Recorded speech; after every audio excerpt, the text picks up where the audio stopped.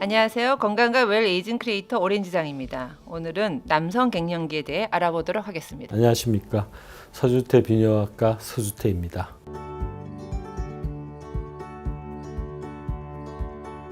여성 갱년기에 대해서는 사회적으로 관심도 많고 제품 관련된 서비스도 굉장히 많은데 남성 갱년기는 그거에 비해서는 좀 관심을 받지 못하고 있다라는 느낌이 들어서 저희가 오늘 이제 남녀차별 말아주세요라는 주제를 뽑았거든요. 원장님은 어떻게 생각하시는지요? 여성 갱년기는 폐경이 오면서 여성 호르몬이 다 떨어집니다. 그래서 급격하게 오고 누구나 그런 증상을 느끼게 되는데 남성 갱년기는 사람에 따라 변화가 다양합니다. 어떤 사람은 뭐 특별히 문제가 없을 수도 있고 모두가 겪는 게 아니다 보니까 그런 측면도 있고 남성 호르몬의 그 변화는 여성 호르몬하고 달리 개개인의 차이, 나이에 따른 변화, 직업군에 대한 차이가 많습니다. 창작 활동을 하는 그런 직종군에서는 나이가 들어도 남성 호르몬이 왕성한 경우가 많습니다. 피카소, 안소니 킨, 찰리 채플린 이런 사람들 보면 80 넘어서 아기를 다 낳은 사람들입니다. 어떤 직종이든 스트레스가 있겠습니다만은 스트레스가 많은 그런 직종은 다른 직종에 비해서 빨리 오는 것 같고 그런 느낌을 받습니다. 여성들에 비해서 남성들 같은 경우는 가장이라든가 중장년층 됐을 때는 관리자라든가 이런 부분이기 때문에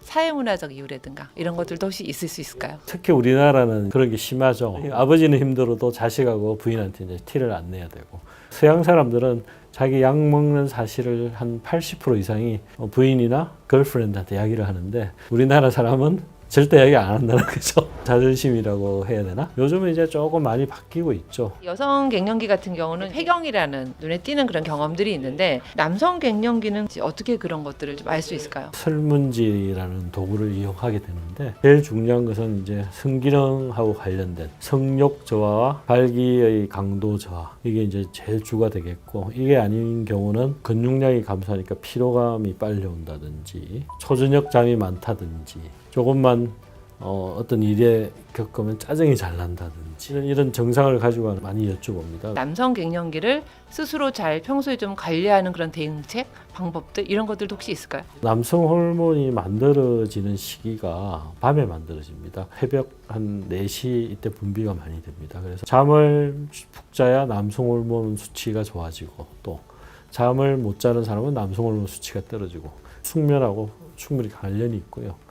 또 호르몬 분비를 자극하는 방법을 생각을 해야 되겠는데 남성 호르몬 분비를 자극하려면 이제 제일 중요한 거는 적절한 운동, 적절한 스트레스, 남녀 간의 적절한 성생활 그런 것이 남성 호르몬 분비에 적절하지 않을까 싶습니다. 치료 시기라 그럴까? 관심을 가져야 되는 시기를 놓쳤을 때 좀 더 문제가 되거나 아니면 건강적으로 어떤 삶의 질이라든가 이런 것들의 영향력은 어떨까요? 남성 호르몬은 뼈, 근육 형성이 중요합니다. 그리고 우리 몸에 들어온 체지방을 적절히 분해하고 배출시키고 이런 역할을 합니다. 그래서 남성 호르몬이 부족하게 되면 서서히 뼈의 강도가 약해질 수가 있고 또 근육이 잘 붙지 않습니다. 어떤 분들은 자기가 근육 운동을 열심히 하는데 근육이 안 붙는다고 하셔서 이제 병원 오셔서 보면 남성 호르몬이 떨어진 경우가 있고요. 그 다음에 이제 남성 호르몬이 떨어지면 고지혈증, 당뇨 이런 게 올 수가 있고 남성 호르몬은 우리 몸에 관여 안 하는 데가 없습니다. 모발, 전립선, 뼈, 근육, 심장에 다 작용을 하고 있고요. 남자로서 살아가는데 가장 기본이 되는 그런 호르몬이 되겠습니다. 이제 병을 치료하는 시대에서 이제는 삶의 질을 높이는 시대로 바뀌었습니다. 물론 질환을 치료하는 것도 중요하지만 삶의 질을 개선해 주는 것도 중요합니다. 앞으로 이제 80, 90 이상 살 건데 이왕 살 거 즐겁게 행복하게 살 수 있게 개선해 주는 그런 것이 남성 갱년기 치료가 아닐까 생각됩니다.